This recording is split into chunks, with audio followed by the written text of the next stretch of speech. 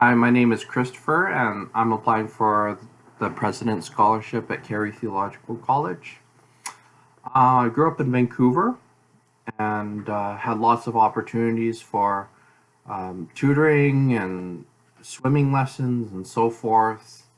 Even went to private schools. Unfortunately, it seemed like none of these really mattered.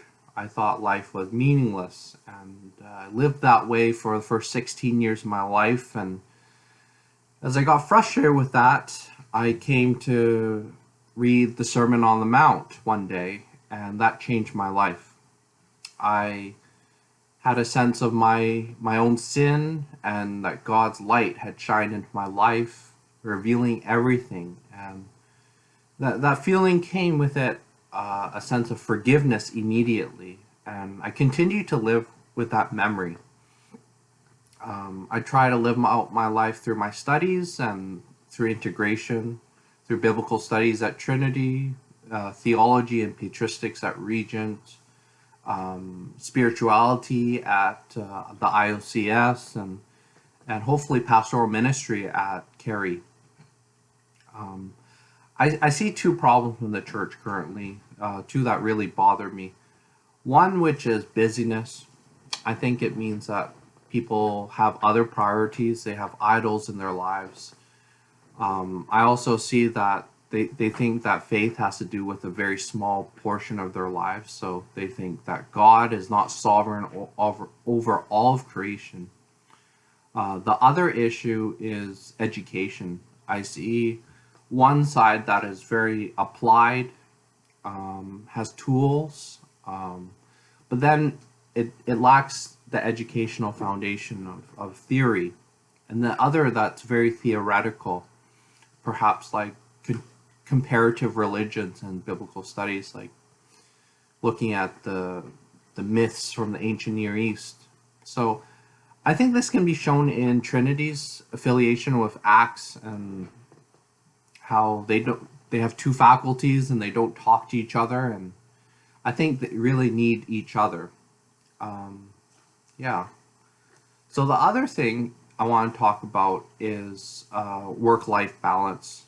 Um, I have a good routine of exercise, of spending time with my wife and studying, and I try to keep a good regiment and a routine. It's not always work, but I think being in presence of God and being intentional about it really helps because God gives us this peace and he gives us this motivation to live life each day.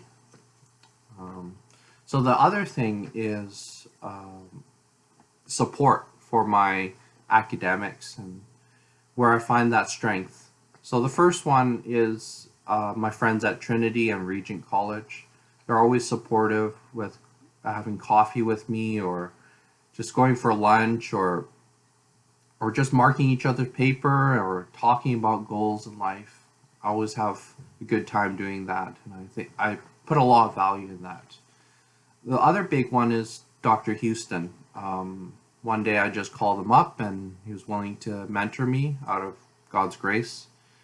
Um, he's been there through the tough times and the good times, celebrated, cried, and he's even rebuked me. So I think we have a very strong relationship, and he's very dependable.